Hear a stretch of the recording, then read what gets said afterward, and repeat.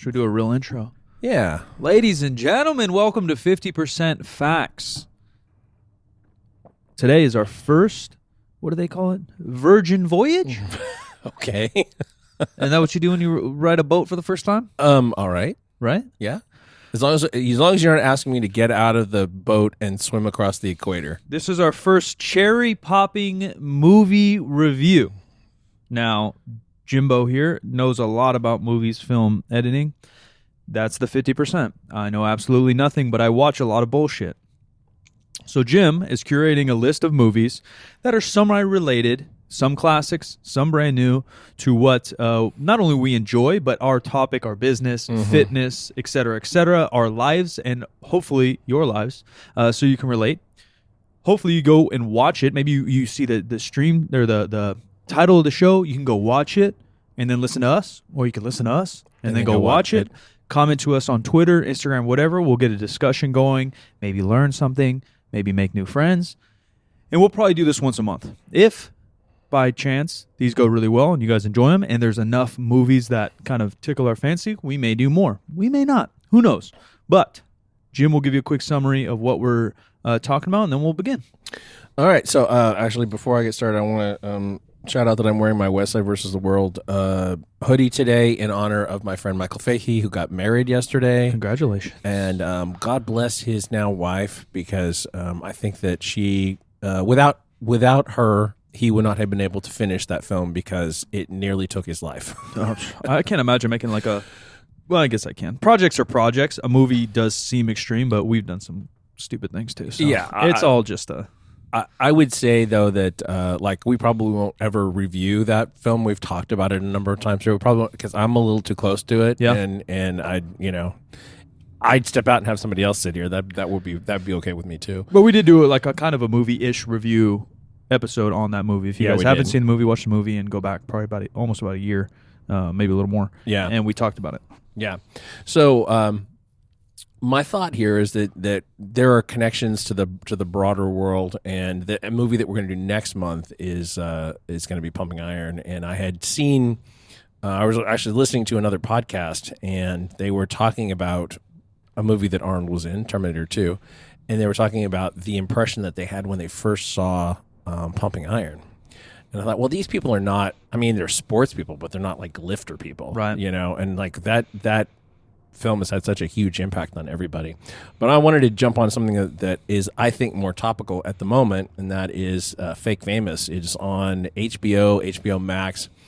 The premise is this. They do a casting call with about 2,500 people from kind of all over. People flew in from different places, and there are people who were in LA and whatever.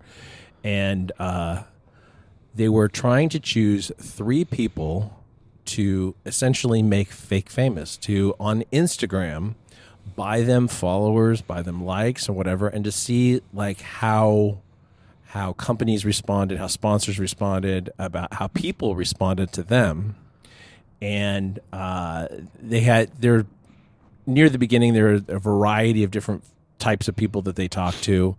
Who did their presentations. There was a woman who was roller skating. That was interesting. Yeah, like the interview process. What did they say? Like 3,000 people or a couple thousand people applied. Yeah, I think 2,500 is what they said, but I don't know if it's who knows? Dead on. What I found interesting, even off the bat, is they don't say who they are or what they do. The people running it, really. So they didn't say we're social media experts, or we're movie makers, or we're famous, or the one guy was Nick Bilton. He's the filmmaker. He was a journalist for New York Times and Vanity Fair for 15, 20 years, something like that. And then as it unrolls, and he has a little team with him, as it unrolls too in the movie, I found interesting is that they had a goal, but they didn't really have a goal. The goal is to get followers or whatever, but they already talked about buying them right away, and they talked about how fake everything is in the industry, Hollywood to this, but they didn't talk about like a plan of action necessarily, or why, or not. They did talk about why, but he didn't say I'm a social media. Yeah, I guess I'm a marketer. Yeah, and this is cool. I'm going to challenge myself to grow this. Right. Or they just grab people that want to be famous because of whatever reason. Right. Some people, like Jim said, they're skaters or they're singers. actors, a lot of actors. A lot of the typical story. I'm a waitress, but I'm an actor, singer, model. Everyone said they're a model. Yeah, model, actor. Everyone said model, actor, Yeah. model, actress, model, actor. You know? I get it, and people are going to be like, well, Mike, you take pictures of yourself for your job. Like, I do. I would never fucking call myself a model. And although LA is very large and it's hard not to paint with a broad brush, that's so real. Yeah. Everyone hears it, but I've been to LA 100,000 times. You meet people, everyone's doing that. And then to like go to this, but not, I had a good chat with Bart. I talk to Bart Quan obviously all the time, but about a year ago, maybe 2 years ago, and we sound like old fuddy-duddies. Bart's just a little bit older than me. And he's like, yeah, man, we're like hiring new folks at the gym or something, this and that. And he does an interview process, obviously, for employees. Mm-hmm. And he always asks people, like, yeah, what's the goal? And he gets a lot of that. Yeah, I'm in Hollywood. I kind of need a job. I'm trying to act or something. Like, that's normal, right? Mm-hmm. But he said for the first time ever, someone came to him and said, I wanted to be an influencer. And he's like, or I think he said fitness influencer. And Bart's like head exploded. He's like, I didn't even know that's like a fucking job. Head exploding emoji. Well, I don't know it's a job. And I still would never. Well, it is. It is. And they talk about the term influencer a good amount and what it is, what it means, or what they think it means. And how it brings, what I found interesting is they talked about how it brings a negative connotation. Yeah. Now it does. Yeah. The movie said that though. Yeah. But I always thought to the world that's a positive thing, and it's just me hating on it. Because it is just like... Well, I think that there are sort of two kinds of influencers. There are people who are actually experts about things. Sure. And then they build up a personal following that gives them a platform to talk about the thing that they're an expert for. Right. And then there are other people who don't necessarily have any expertise in anything, but they look good. Right. Or what... Yeah. The question could be, okay, you have a following or an audience. What do you do? Or why? Right. And I could say, well, we created content around the fitness industry, and we try to share our experiences and our knowledge of the barbell with people, and we create an audience and platform. But you're right. The large majority is like, what do you do? Why?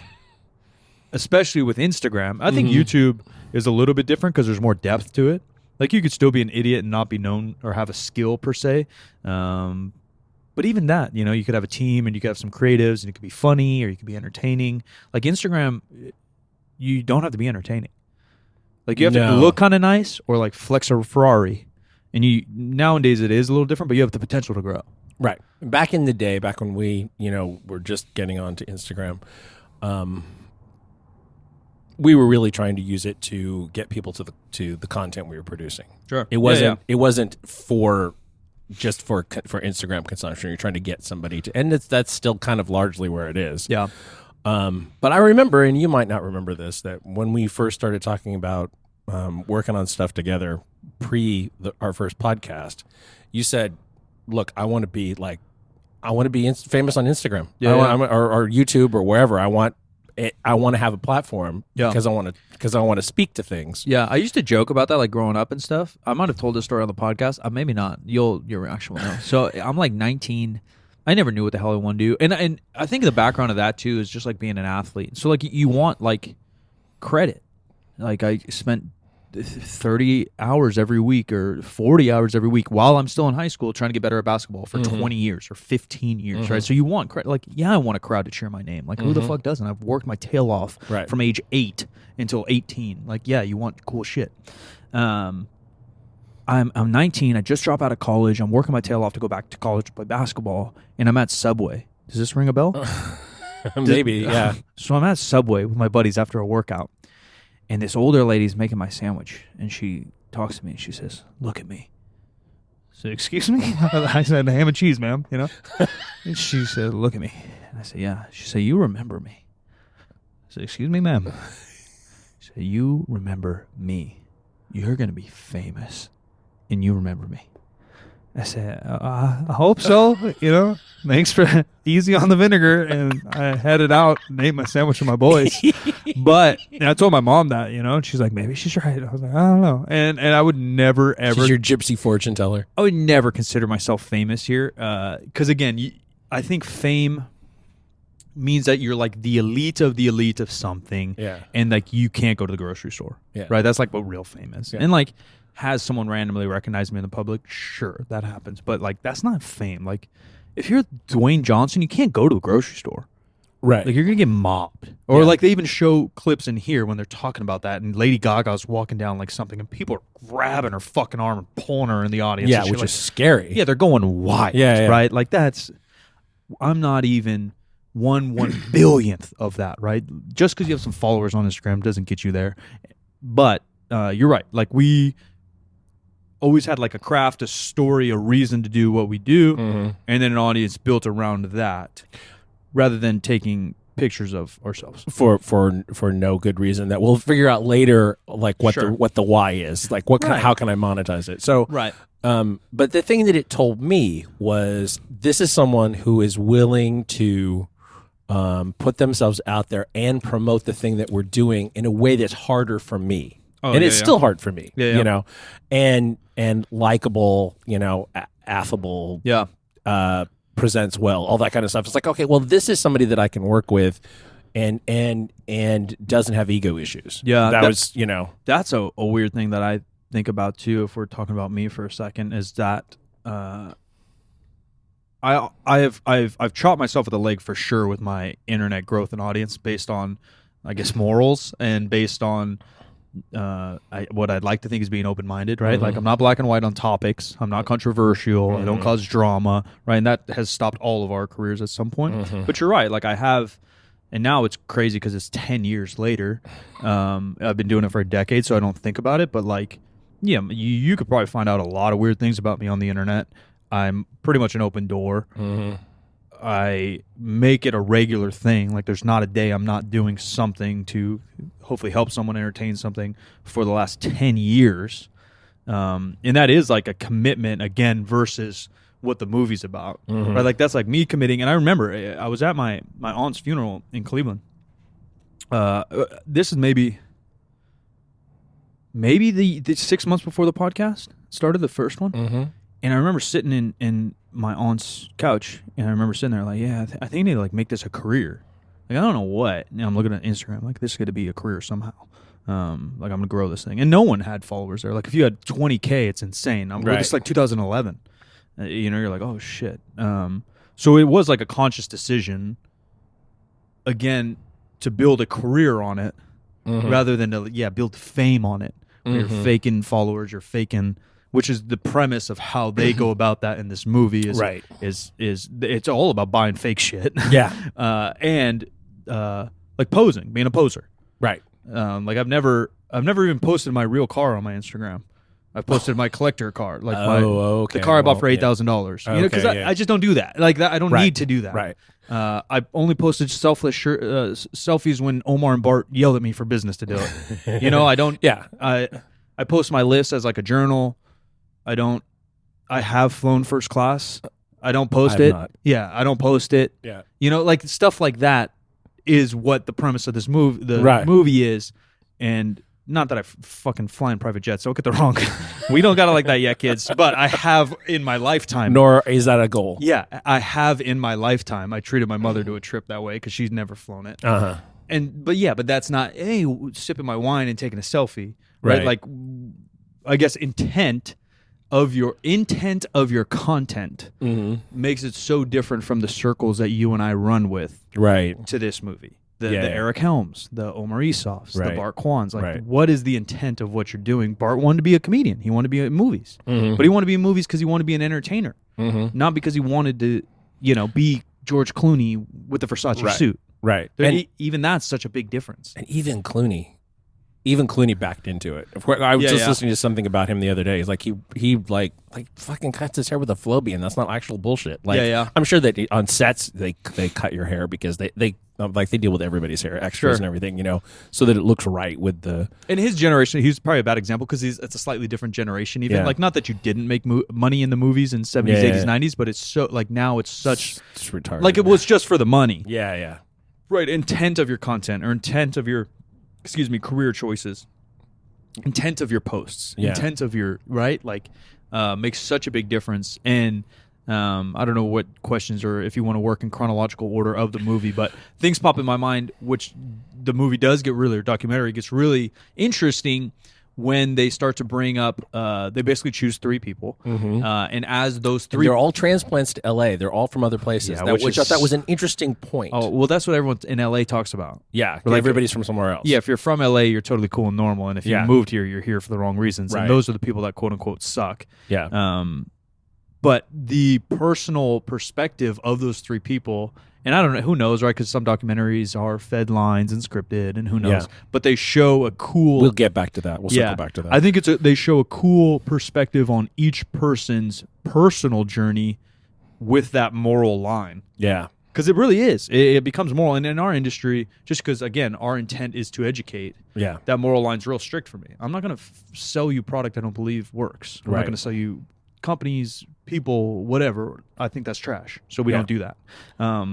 But other industries, it might be a little different. And maybe not. I mean, maybe if you're in the makeup industry and you're selling a de-wrinkle cream that doesn't work, you're part of the issue too. Right. But I found that probably the most interesting of the whole thing. Each person's, they talk about kind of like their mental challenges with it. And one of them kind of stomps the ground with his morals. Like, I don't want fake followers. Yeah. Like, I think I'm worthy of an audience, is basically what he said. He's the guy he's the only one that they showed of all the people that they asked the question, how many followers do you have at the beginning in the audition? And he said, I don't know how many followers I have. And he was like, trying to be... a designer, yeah? Yeah, trying to be a designer in a very one-off kind of way. Like, I don't even know how that works. I don't know how you start there. Yeah, I know some people like that kind of in the vintage scene. Basically, what he would do is like handcraft vintage clothes for those out there that maybe in that. And he would start with vintage clothes and then he would design on top of them. Yeah. Which is it's like a new trend, and I don't know how you necessarily make money for it unless you're doing it for Justin Bieber, and he's buying it for $5,000. I don't know how you make everyday money because the amount of effort into each item is insane. And you could still sell it for a lot, even from like an average collector could buy it for a couple hundred. But I don't know how you make a living off of it. Right. Yeah, I don't know. It seems very piecemeal to me. Yeah, but that's all this, right? Like even Instagram, and the one girl had like a job, the one that took the more typical route with the Instagram and went down. She wanted to be an actress and seemed like she had some skill, and she seemed actually morally had a decent compass. Right. But even her, right? Like I don't know where I was going, but basically, I don't know how Dominique any of them was her name. Yeah, I don't know how any of them really make money. The one kid, they talk about his job a lot. He works for like a realtor or something. He's like a gopher, essentially. Right. Yeah, he's an executive assistant-ish kind of. Yeah. And she talked about waiting or doing kind of the typical thing for a while. Until obviously, spoiler alert, she turns this into a career kind of. But I think that's what everyone kind of does if you're choosing that type of career. Musician, actress, high-end fashion designer. Like, you're going to have to work at a bar. Yeah, right? exactly. Like, you have to do that thing. Where even us, in some instances, you can draw a line where, like, even when I met you, I was running 2 gyms. I was selling gym memberships at a commercial gym and personal training, and then I was running my own gym, and then coming to super training 4 times a week to try to learn and soak it up. So like I was kind of eating the shit. Like, right. I'm sorry to anyone out there, but like being a regular personal trainer, do what makes you happy. But in the totem pole, some people enjoy it. In the totem, other people do it as a means to an end. Yeah, at a totem pole of like the fitness industry, you take a weekend test and you can get a job at a commercial gym. Yeah. Right. And there's, you could say that about a lot of jobs. You don't even have to take a weekend certificate and you can start a podcast. You're not wrong. But right on the totem pole of coaches, that typically is the bottom level.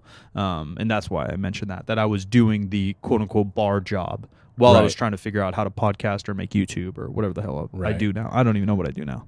Well, a really interesting thing at the top of this show, some numbers that blew my mind. Over 40 million people worldwide have over 1 million followers on Instagram. Yeah.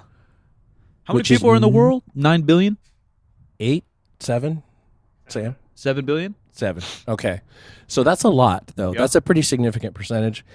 Over 100 million people have over 100,000 followers. I've heard something, and I don't think it's Instagram related, but I've heard something like the most famous people in the world are in China because they like get every single person to follow them. There are so many people. And because they all follow the exact same people. So like we kind of hear, right? Like, you know, on Instagram you can see like who you follow or who you're mutuals with follow a page. So you go to like Dwayne Johnson, you're like, all right, every fucker I know follows The Rock. Over there, it's like that with all their quote unquote celebrities. Like they all just follow the same shit. Does that make sense? Yeah. A review that I read of this said that it made the point that maybe 1,400, 1,500 people are actually celebrities in the world. And, like celebrities of their, not based on their Instagram or their social media. And even that, it is. They talk about that. They get real philosophical to start the show or start the documentary. Like what is influence? What is fame? It's just like this nothing. Yeah. Because even like Brad Pitt, you could say, or whoever. All the Brad Pitt fans are going to come for me on Twitter. Whoever. Yeah. Like, are you that skilled of an actor? Or did you kind of meet this luck that met you in this role and you continue to get roles because of feedback? Because Instagram's kind of the same thing. I think it's always all those things, right? I think there's always has to be a luck component because it's getting selected to do a particular thing. If he's not in Thelma and Louise and with his shirt off, I don't know if he ever becomes Brad Pitt. Right, but is he great in Thelma and Louise? Like, well, this is the best actor he's ever. Good, but like, I mean, could someone else do it? Yeah, for sure. And same with Instagram. We're like, because I talk shit on it too. I'm guilty of it. Like, you're hot, you get a following, but it's not the case. There's a lot of hot people in this world with no following. It's crazy. It's really crazy how that. I mean, So you could argue it's the same thing of like fame. Like we talk shit on these people that get an Instagram, but you still have to post consistently. You still have to do something that gets you in the algorithm to get people to follow you. You can't just be hot. And my point is that not every actor that actually, by that definition, is quote unquote famous, is good at what they do. Yeah, not everybody. Like my. What's the main one people rip? Nick Cage. Yeah. But he's Francis Ford Coppola's nephew. And Sure. so he got some advantages from there, although he changed his last name so that people wouldn't just automatically know or whatever. But he's done some weird shit. Anyway, Point being, like, if that's our example of someone that can't act worth a shit, right? And he's been in tons of movies. Yeah. Maybe they're, again, who are we to judge that this person's just hot, but posted consistently, which they show here again, right? That girl's really pretty. Yeah, no, especially they did a makeover on all three of them. Yeah. And like she's really pretty. Hers was dramatic. Yeah. She looked dramatically different. They made her look very Hollywood. Yeah, she did. looked like an actress. Yeah, she did. But again, like I think they did a really good job. Actually, now looking back on it, Jim watched it I think a couple times. I watched it as I'm falling asleep. And I watched it twice. Yeah, they made notes and shit. So yeah, Jim's much more professional than I. They just show a good job in the documentary at what like content creation actually kind of feels like.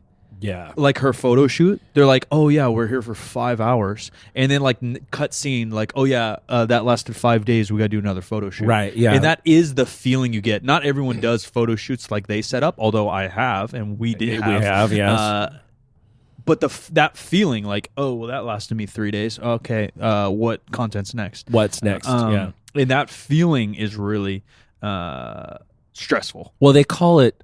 He calls it out as "feed the beast," and that's an expression we've been using for a long time. Because when you make content, you do even it's not like just photographs and with reasonably good captions. That's considered content. Yeah. Or it could also be a lot beefier, where you're actually providing information. Like they're not providing information. Sure. They're talking about their personal experience. Right. It is completely about them, unless they're hawking a product, which is. Yeah. Like I said, maybe not the most genuine thing in the world. I'm looking at my notes. There were 4,000 applicants, not 2,500. Oh, all right. Yeah, good amount. And they referred to this as a social experiment, and I think that's actually a good way to describe it because, like, if you're doing any kind of like scientific research or social scientific research or whatever, things don't necessarily always play out the way that you expect them to. For sure.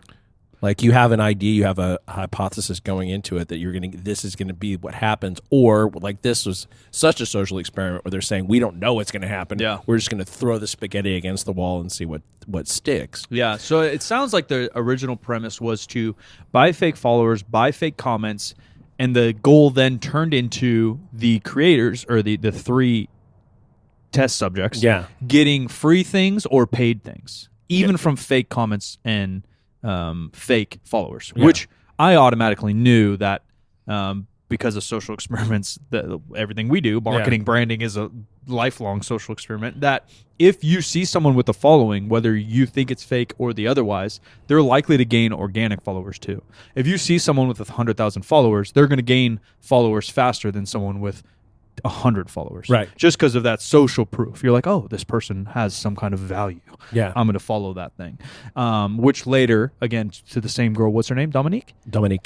Later to Dominique's show to be proof. And even though they said one of the tests they run, they think was a fake test to see how many fake followers they have in real followers, they thought the test was lying. I actually think it might not be. And they didn't mention that. It very well may not be. Yeah, they didn't mention that as a possibility. He's like, oh, which just shows me that this is probably a scam too. But what it shows me is that even though they bought her whatever amount, 20,000 fake ones, she could have gained 60 organic ones from that. Potentially. Because if you get the comments, if you get all that stuff, the algorithm doesn't know. Yeah. And you may appear on more people's browser. You may now, especially with Instagram.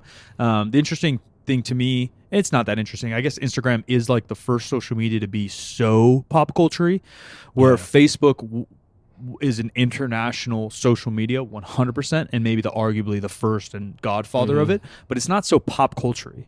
You know, it's again, a Brad Pitt isn't going live, or they mentioned John Legend using it for a good thing. Right. John Legend isn't going live on Facebook. He didn't do that 10 years ago. Yeah. He went live on Instagram. Right. Instagram is kind of like the social media of the people. It's the social media of the pop, and Facebook was the social media. Now it's social media politics, but it was the social media of interpersonal relationships. Right. Yeah, because people, I mean, you have up to 5,000 friends. And they call them friends. They don't call them followers. Right. And so it built itself that way. Although you do have followers, and if you actually dig in there, you can find the people who follow you that didn't try to friend you. Yeah. And there's business pages and all that. But point being, but they didn't. There weren't business pages at the beginning. Right. I mean, there was none of that. It was all interpersonal. So it's like when you see somebody in your feed on Facebook, they're likely to be your friend. Yeah. Or you accepted it. That you accepted it somewhere along the line. Where with Instagram, like lately, I've had an issue where I'll get a bunch of people showing up in my timeline, and I don't know who they are. Yeah, there's a million and recommended. I check, and it's like I'm following them, but they're not following me, and I don't believe I've ever seen them before. So I don't really know how this happened. Yeah. And then obviously this is somewhat personal, but like people that we have dealt with in the past who are influencer, they actually describe influencer in this documentary as half entrepreneur, half celebrity.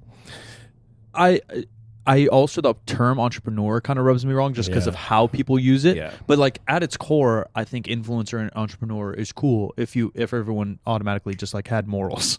You know what I mean? Yeah. But like the issue is how people use it and the type of people that use it. Yeah. So just in my own like butthurt way here, people that we know that I used to have mutual follows with who have fallen off for whatever reason. Like, I don't post a lot on Instagram, so I'm not a tough follow. Yeah. So if you unfollow me, you had to have done it because you just didn't want to see anything from me at all anymore. And if that's the case and I figure it out, then I'm going to unfollow you, because if I was a bridge too far, then you're definitely a bridge too far, especially the folks who spend a long time with like lengthy me-splaining of of where they are in their lives, and I don't care anymore. They didn't dig into that kind of part of it. They didn't really dig into like captions and content and like what hits and what doesn't hit. They didn't really even talk about it other than like eye-catching stuff. What I do find interesting is that I think this documentary could be remade and be insanely unique still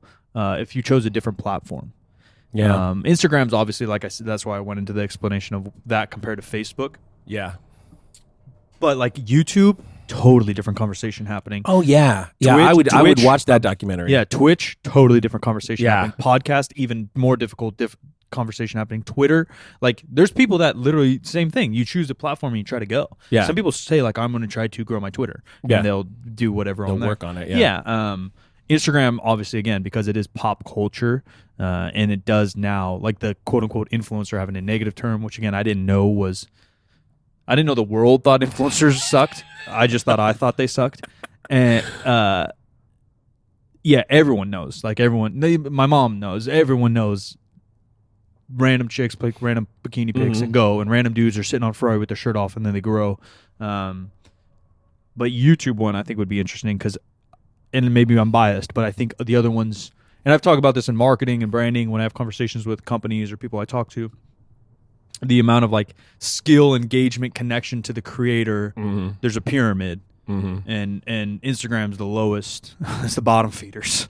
It's short content, it's quick content. They're making it even quicker and shorter for you to absorb more and more. You're posting more and more, and then the thought that goes into it. Although, granted, some people put a ton of thought into it and a ton of work into their photo shoots.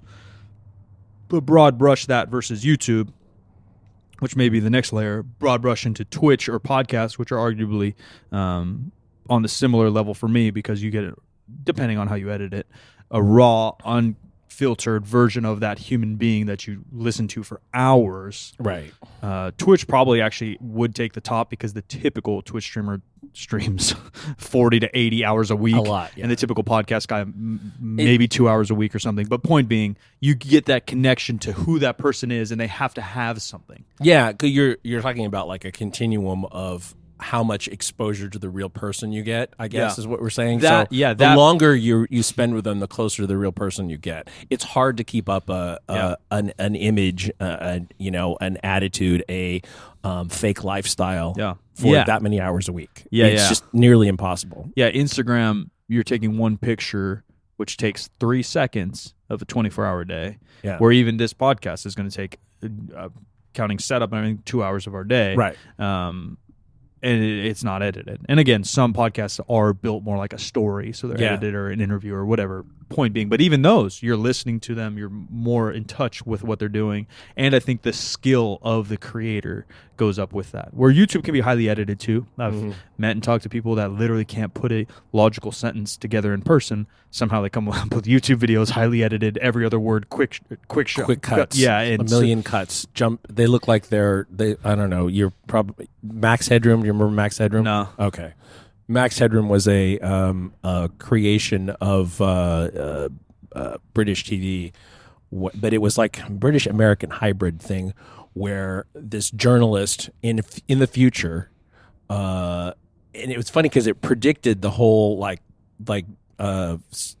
journalist, like solo journalist, where you like have the camera and you're talking to the camera yourself, whatever.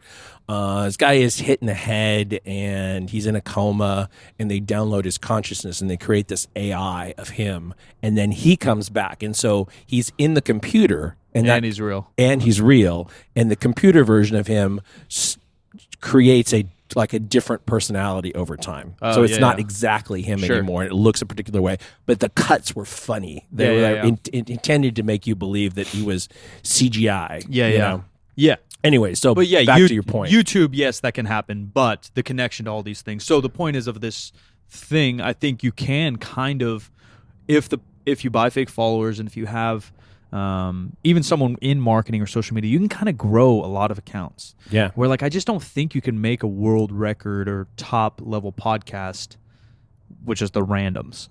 Yeah. It's just much more difficult. That scale of difficulty of the content creator, connection to people. There's so many millions of factors that go into it, and the lower on that totem pole you go, the less factors go into it. Yeah.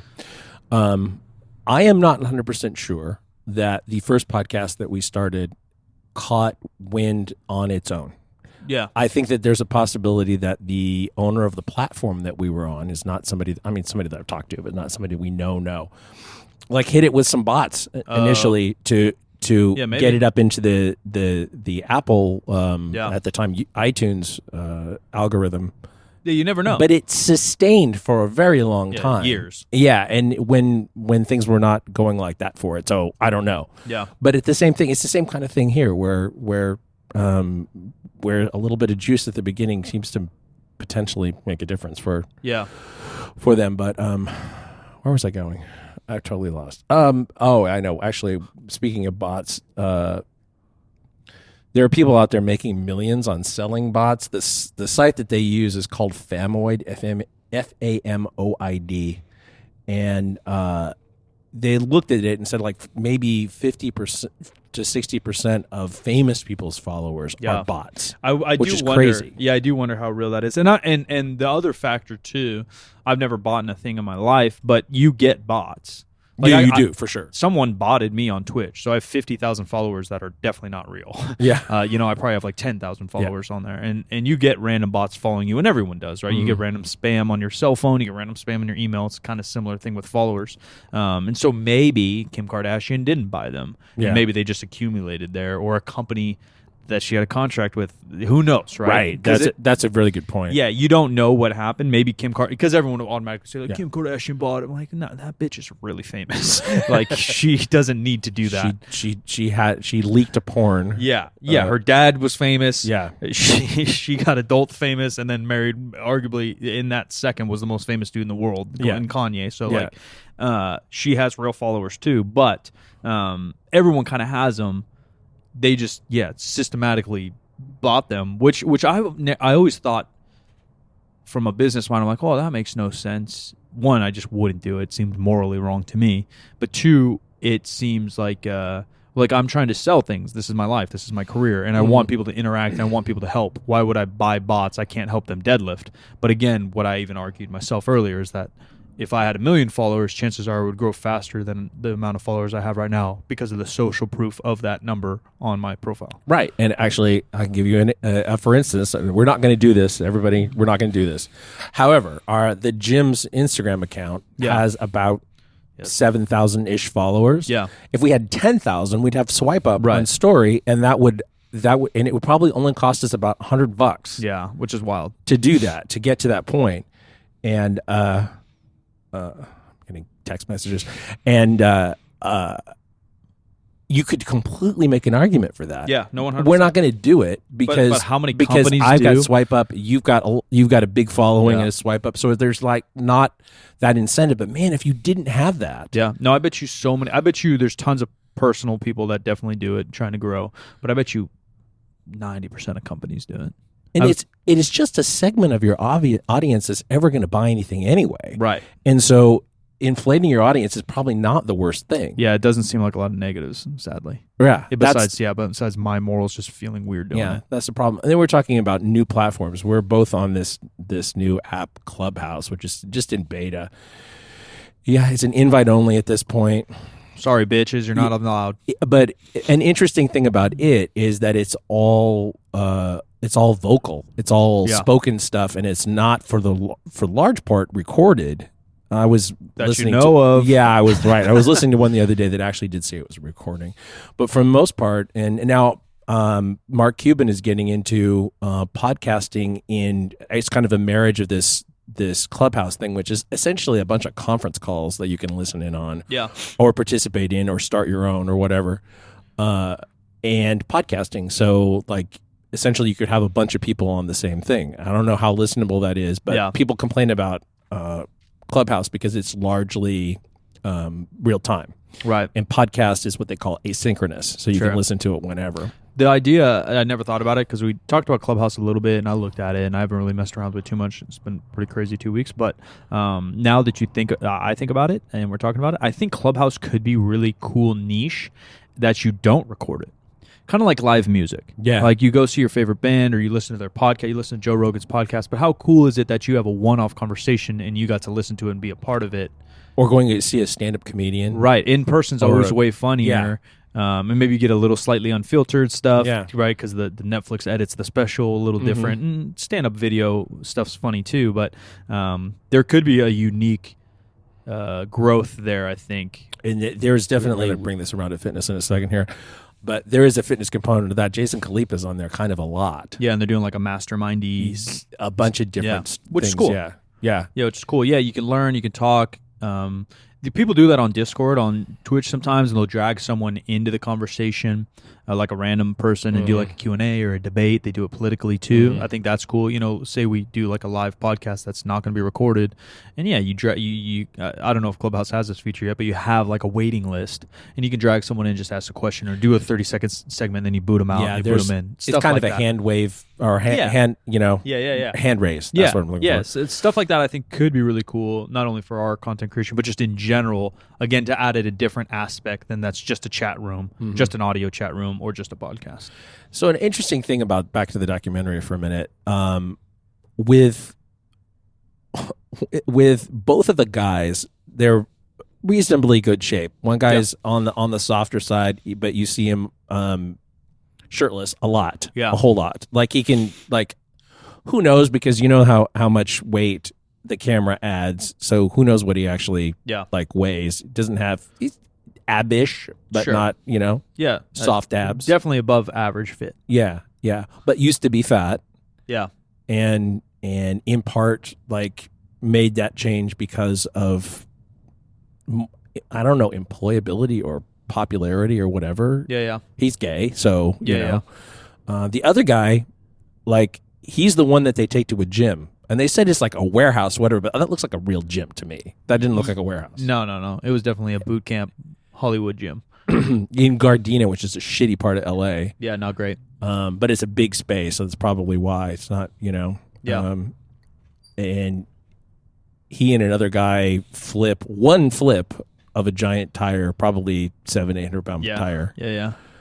What's funny to me that I didn't realize people do is basically, and I guess I realized people do it, and it pissed me off, but I never thought of why they did it. I thought they did it just to feel cool, but people probably do it like this movie shows, is like, I would like put Jim's MacBook on my story, say like loving this new Mac, and kind of like fake that I got a new Mac from Apple, right, in hopes that another computer company would send me stuff. Yeah. And that's literally what they said this mission was of this. And they're like, we're going to post, at a workout and tag that gym so other gyms reach out to us, or we're going to go to this spa or fake this spa so they think we're a spa creator.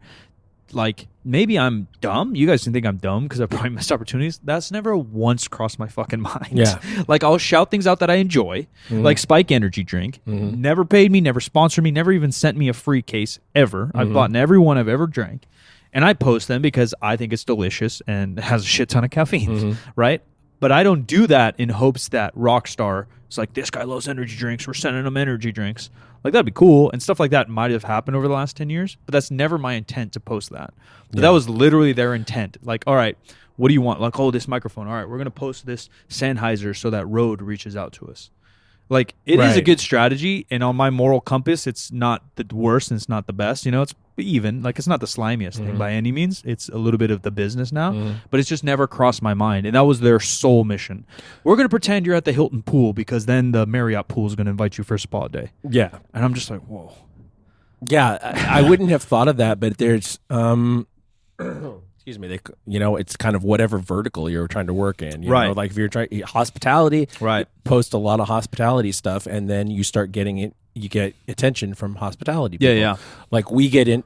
Well, okay, so we get fitness stuff. Yeah, we get pretty like Gen Pop fitness stuff. We do, and that's totally not where we usually operate, which is interesting. Yeah.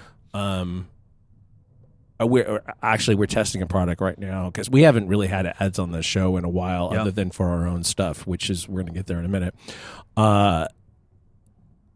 There are reasons why we haven't really repped anything that we didn't we're particular feel comfortable about, which and we're not out there seeking it currently either. So people come to us. That doesn't mean that we're a huge show anymore or any of that kind of stuff. Yeah. It just means that they're looking to it's a numbers game. They're trying to get in front of X number of people because they know what their conversion rate looks like. So we're testing a product right now. It's fine. Yeah. It's fine, but I wouldn't have necessarily sought it out. Yeah. On the flip side, like here for the gym, we had a company give us some equipment after that's like the first time. Yeah. You know? Shout out to the boys, Keith, over at On It, sent us some kettlebells, hooking up the gym. Yeah, I don't want to act like I'm some moral saint either. Like, I have written business emails to companies. Hey, I like your product. Would you like to work together? And these people did a lot of that stuff. I have X number of Instagram followers. Right, which is the game. And I've had other friends, because I know, obviously I know a bunch of people that do this type of content creation for a living, and they'll give free vacations and shit. And they're like, I was like, what'd you do? Like, oh, we emailed the hotel and said, like, some of it just feels weird to me. Not that, again, like, I'm not judging anyone. Like, it's not whether it's good, bad, you're going to hell or heaven, but some of it just kind of feels weird to me, so I haven't done it. But yeah, fucking one of the, I think the girl ended up winning, Dominique. Shout out to Dominique, winner of the show. She got like a full paid trip. Like, and then spa days and like all that stuff. Like, yeah, that sounds dope. I've been offered like one thing kind of like that. The other thing is that it's so popular now, some of them feel like scams. So you don't know who you're talking to or what the hell they want. Right. Another whole side to this thing is that this stuff, and they kind of mentioned in the beginning of what created the influencer, is reality TV. Right. And now things are dipping back and forth, and we've had friends or people we know go from like growing an Instagram account to be invited on reality TV. And I've been invited to a couple shows. I think I told you one of them. I'm not going to mention them just because I don't want to promote their shows. But I've been invited to like 2 or 3 shows. And again, maybe I'm just a dick and I'm just more pretentious than I intended. But like all that feels weird. Like I don't want to be that reality TV guy that they throw vodka at and I have to act dumb on TV. Like I can act dumb on our own podcast. Yeah, well, I mean, numerous different attempts to create a reality show out of lifting what I was doing, 10, 11 years ago now. Yeah. Didn't work out in part because the people participating wanted to do real things and the people producing wanted you to do fake things because there's a lot more control in terms of filming fake things, of course, and not having to shoot a lot of extra stuff. And I can tell you the documentaries that I have been behind the scenes of, there's a lot of not real stuff that ends up, we got to go. And reality shows are even less real. You either have to feed them lines, yeah, or you have to feed a situation where lines are going to happen, right? Like, yeah, either we're lifting weights, me and Jim are deadlifting in here, and you're feeding us lines to make it interesting, or we're deadlifting in here and you throw a live snake in the gym, right? Like one of those two things, and then just film our reaction because that's crazy enough. Something funny will happen. Like you have to do one of those things, and neither of them sound fun to me. Exactly. So I don't want to do either. Exactly. But now, could it have had an impact 10, 11 years ago to have lifting like that on TV? Yeah. Especially at the height of the reality stuff, the Jersey Shore days. Yeah. It may have made a huge difference. What ended up happening really was CrossFit and Instagram. Yeah. Instagram had a giant impact on fitness, on lifting. 100%. Period. Because you didn't have to put as much effort into like creating a whole YouTube video or whatever to show a particular clip of lifting lifting content or whatever. Being fit as like a sport. Yeah. Or being fit to be quote unquote cool. Yeah. And like bodybuilding got cooler too. Bodybuilding's grown. Yeah. How many, like, I don't know the numbers because we've heard USAPL powerlifting numbers, like the growth over the last 10 years, but I bet you the amount of people that compete in bodybuilding, like NPC, is quadrupled. Like it's cool to be that guy on the Ferrari with abs now. Yeah. Where we're like, we didn't know, like bodybuilding as I knew it, and we'll get into these movies in later episodes, but like the Ronnie Coleman documentaries, like that doesn't look cool. It's kind of cool because by the third movie he has a Hummer, and you're like, oh, he made some money. That's cool. But otherwise, he's eating dry-ass chicken and just doing lunges in the Texas heat. Like, that's not cool. Exactly. Where now you watch YouTube or Instagram, and those guys are doing crunches with 3 hot chicks around them, and then they're hopping in their Lamborghini. Yeah. Like, it definitely grew all of it, the good and the bad. Yeah. No, I would agree with that point. So, without totally spoiling the whole thing. Yeah, I might have ordered any. I'm sorry. Not really. I don't think so. One person bails early. Yeah. One person pauses for a long time. And one person, when, conditions in the world, society or whatever change, goes, oh, wow. Like, this thing that I'm doing is not that important. Yeah. And I think all their moral compasses show in a good light. Yeah. Even the one person that goes all in never looks like slimy. Yeah. And I don't think they come off slimy. I don't think they're intense slimy. And the other two maybe are more like me. Maybe we're more pretentious than we think. And so, like, I don't think they're doing something that's slimy either. Like, buying fake followers is kind of lame, but it's not like there's way worse business people out there than buying fake followers, right? Like, there's way shittier people. Yeah, scammers than buying a couple fake followers, and they both feel weird about that. Right. And the one guy actually pauses because somebody trolls him about it. Yeah, that part. So I wish they almost dug deeper. They talk a little bit to him and some of the other people about like their mental health or how they feel about it.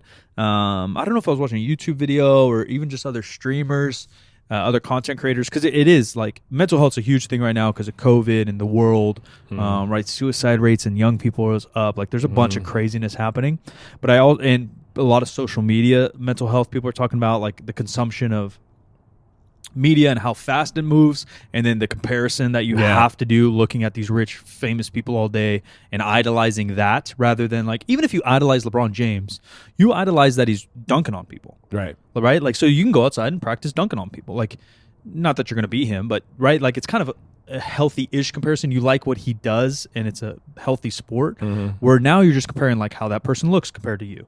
what's in their bank account compared to you, what they drive compared to you, the type of food, the fancy restaurant. Like, it's such unhealthy comparison happening. So it makes you feel worse about your own situation. So I don't know if they said that here, because I watched another documentary. I think they did. They talked about, and I'm sitting there, I'm like, you're right. Like 50% of who I follow makes me feel worse about myself. Yeah. I was going to... and like, I rethought, like, I hope I don't do that. Yeah. Like, my whole goal and my thing is to always make you feel the same as my dumbass. Yeah. I never want you to feel worse than me. Yeah. That's a fair point. And it's so true. And so they talk a little bit about the creator's mental health, because we always talk about it from a pop culture, right? Again, which is true. The comparison comes from the audience, not from the creator. Right. But there's extreme mental health from both. We're going to have issues. Because the creator, like you said, feeding the beast, the constant, you're comparing yourself to other creators or your audience, and you're constantly trying to one-up yourself, and it's kind of this neurotic hamster wheel you're on as a creator. Yeah. And as a creator, you're still the audience to other people. And so you're kind of getting this double whammy of very unhealthy, where, again, going to a Brad Pitt or George Clooney, you work really hard for 6 months, you put out a movie. Yeah, those reviews probably hurt a little bit, whether they're good or bad, right? But you get reviews for a week, on to the next project, which is maybe 2 years later. Yeah. As a content creator, depending on the platform, but any platform, even my YouTube, I'm getting comments calling me fat on a video that's 3 years ago. Yeah, because in YouTube land, people don't understand the passage of time. Right. I have videos that are you don't 11 see it. years old, and people believe that it happened yesterday. And you're getting critiqued every minute, every hour by a different person. Yeah. So it's so different than George Clooney. And even you're judging George Clooney's acting. Yeah, George Clooney wasn't very good in that. You're not saying George Clooney is a fat piece of shit on steroids. Yeah, and I was listening to a review of a show that Denzel Washington is in right now, and Denzel is great. Yeah, but like, why did he do this movie? This is super generic. This is like a movie made by committee. Why did somebody do this? And why did he do this? It was like money or whatever. It's like, is he good in this? And it's like, well, he's himself, because that's Somebody said that there are in terms of actors, there are like aliens and real people. I probably said this before on the show. Aliens are the people who can transform themselves into anything. And real people they adapt who they really are to fit that character to tell the story.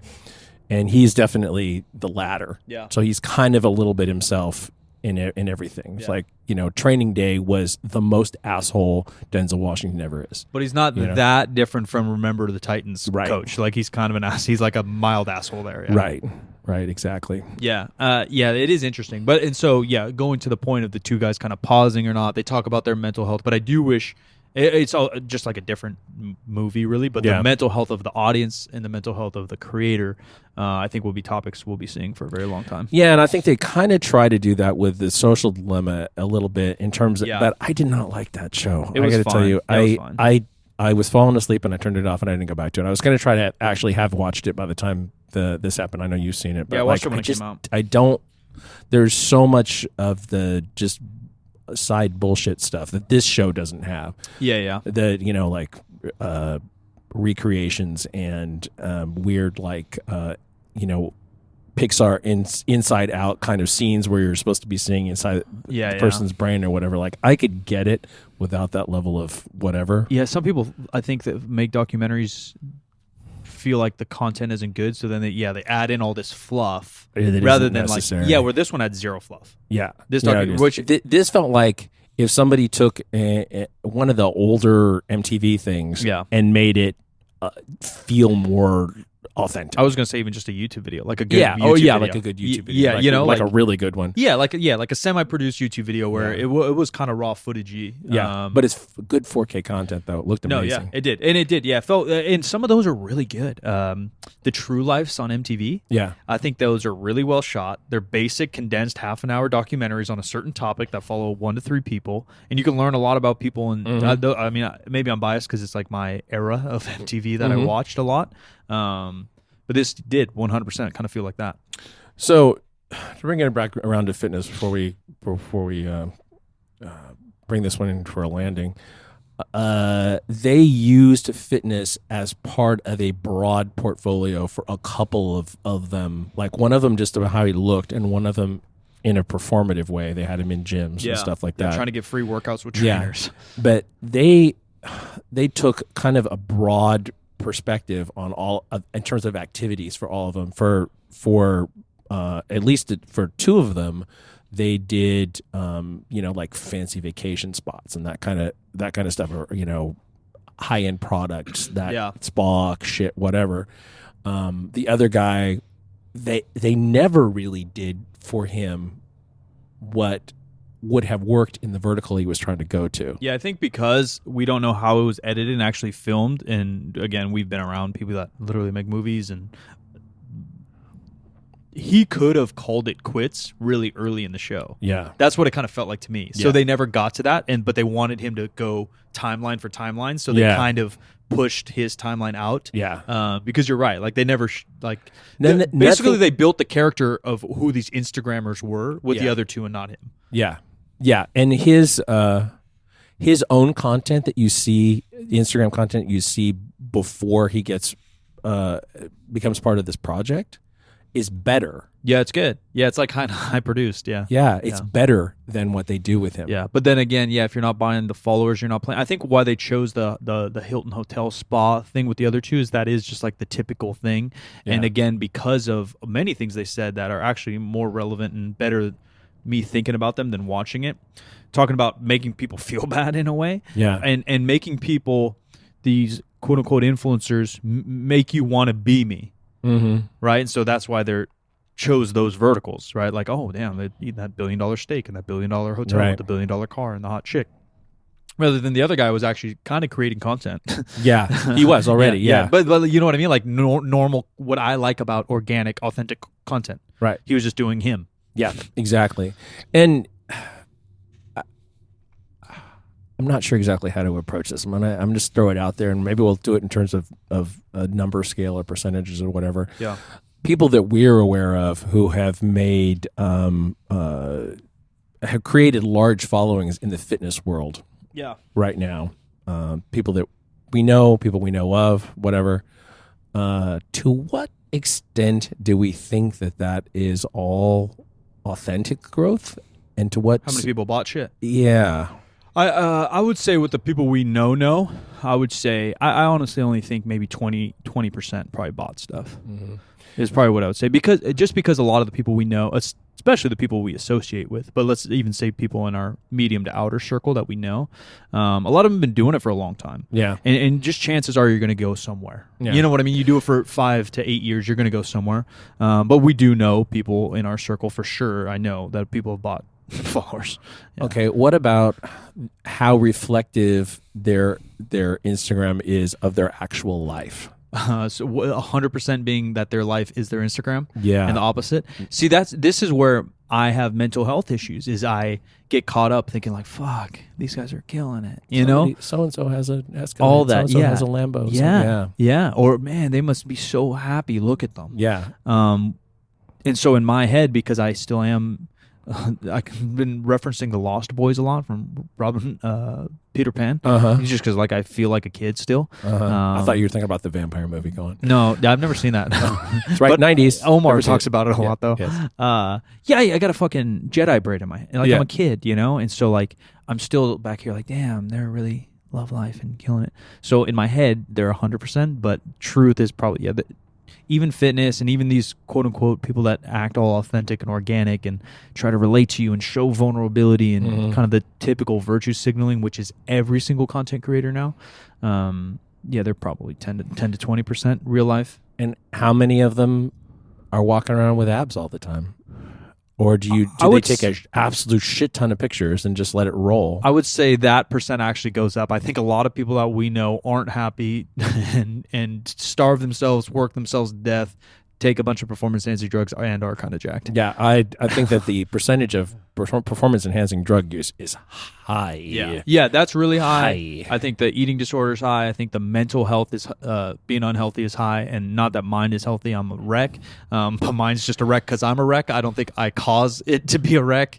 And I wonder what influence the social media has on that.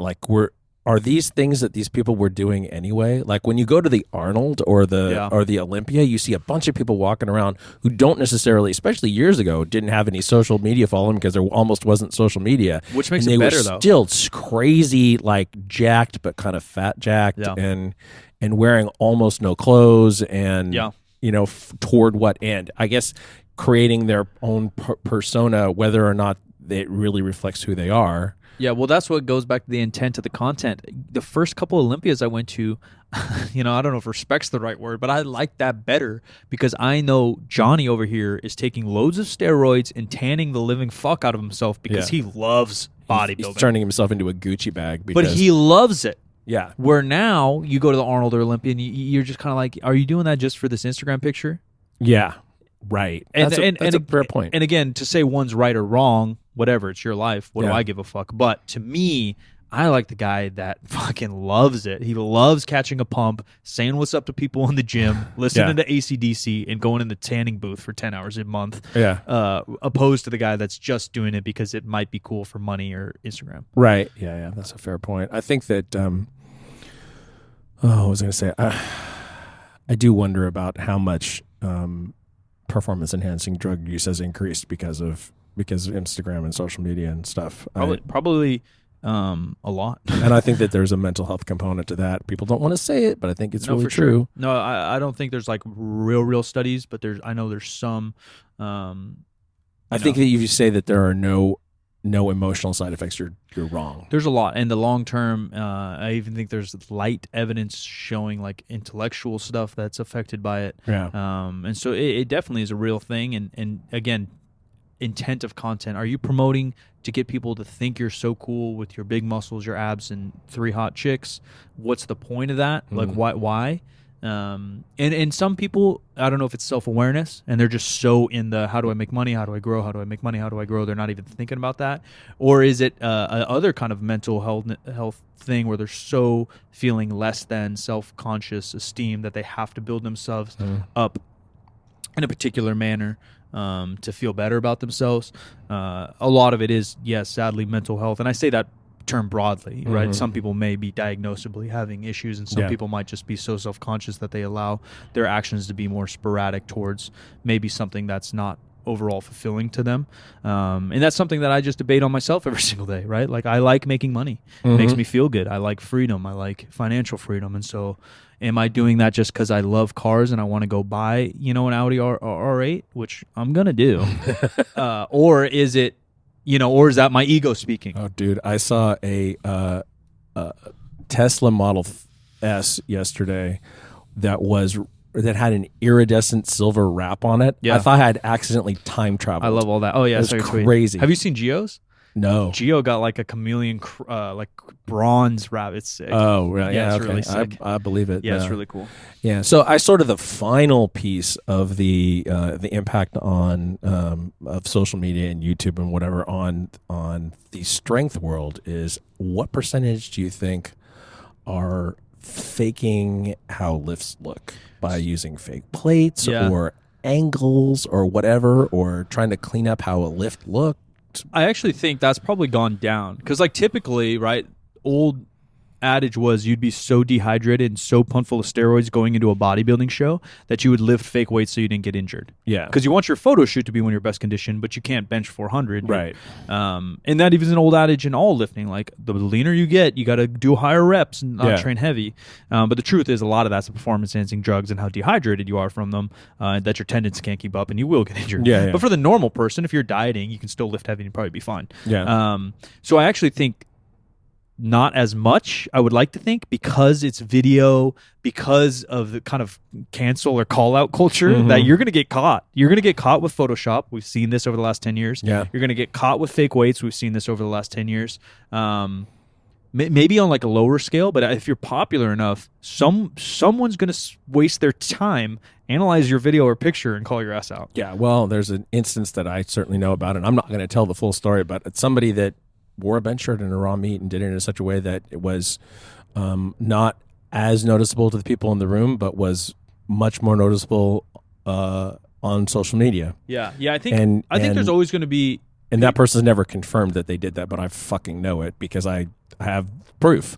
Yeah, I think there's always going to be, and then that goes to intent to me too, right? Like, are you using fake plates because you don't want to rip your delt doing a side lateral because you're going to a bodybuilding show? Are you doing fake plates to get a bigger following to show you're so strong? Yeah. Are you doing it for an ego reason? Are you doing it in the, whatever? Or is it for the Instagram following? And again, not that I do judge, I'm a hater, but like not that one's morally more right or something, but to me, I judge it a little bit harder. Like if you're chasing ego stuff, I can understand kind of. Mm-hmm. I think you're misdriven, but I can understand that your passion, that you can't chase your passion. You're chasing your ego. If you're not really the weight that you say you are in the weight class because somebody weighed you in. Or in whatever. A funny way. Or is it because you're so competitive, right? Like going to a Lance Armstrong or something. People say he was just so competitive that he cheated.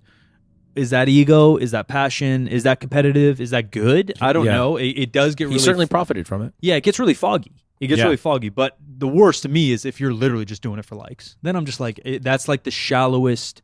Even if you're ego-driven, I don't agree, but I can at least wrap my head around it. Yeah. If you're just so shallow, you just need a little pat on the back, Timmy, which, again, might be a mental health issue, too, going back. So I do empathize, but it's still just so... I don't even know. It's just so, like, that's it. For like, you don't even get money. Like, you get money, you get fame, or you even get your ego. Like, I deadlifted 1,000, like something. Down here, like, so I'm just like, Well, somebody, like... We're aware of someone who posted somebody else's food on their Instagram as their own. Yeah, for likes. Yeah, for likes. Yeah, like what? Like that's I've ever seen that meal on somebody else's plate. Not just the meal, but that picture.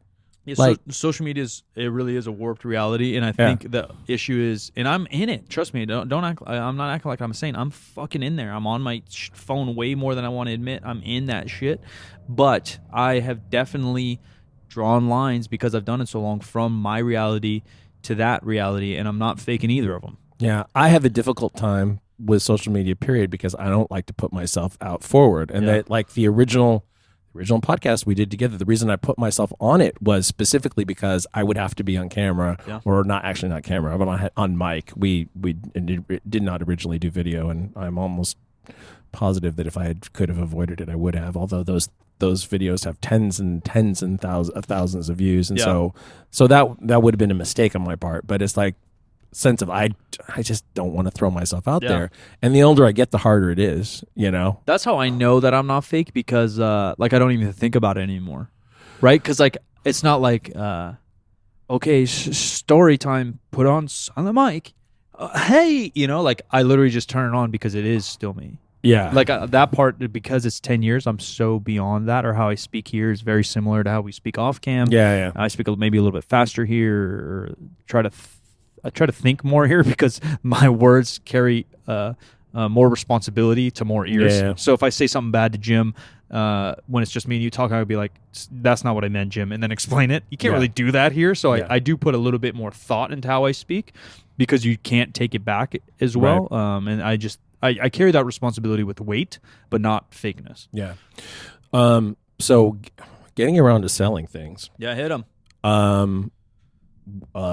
You will want to go to, if you're a podcast listener, you get a little bit of extra heads up. 3sb.co, the merch that we sell here from Good Company by 3SB. Drops on Valentine's Day for you kids. Valentine's Day. So the KISS, keep it simple, stupid. We went with a stripped down look and allowing kind of the color palette and the fabrics and the quality of the clothing to speak for itself. So we have a couple t-shirts, a couple hoodies, some really high quality training shorts. We're trying to kind of elevate what the athletic clothing is. You can wear it in multiple situations, but it is made for training and function. Drops on the 14th. A couple accessories we got going, a couple hats we got going, 3sb.co to snag all your goodies. As always, it's small batch, so once it's gone, it's gone. This is our third launch. We've had a lot of great feedback, and we appreciate you guys for the support, but we've had a lot of comments like, yeah, man, bring that thing back, or I missed that hoodie. And we're not trying to necessarily be like mega hype beasts, although I love that shit. We're really just trying to create new and improved items, outdoing ourselves every single time from a kind of a creative standpoint. And so once it's kind of gone, it's gone. Everything's small batch. Check it out, 3sb.co, 3rd Street Barbell on Instagram. If this podcast comes out with a 3, if this comes out early, you'll be able to see some of the product samples and the sneak peeks on there. Yeah. And hopefully you guys enjoy it as much as we have. Yeah. I am at the Jim McDonald on all social media. Mike is a silent Mike with 2 Ks. Hit us. Give us a little rating and review. The podcast is back. We appreciate you. That was actually a fun episode, Jimbo. I'm glad we did that. Me too. And I think we can do a couple more movies because there's a bunch we can kind of gather up. And we'll see what's happening. We'll see what's up with the next topics. Tweet us, Instagram us, let us know what you want to hear. And thank you all. Talk to you next week.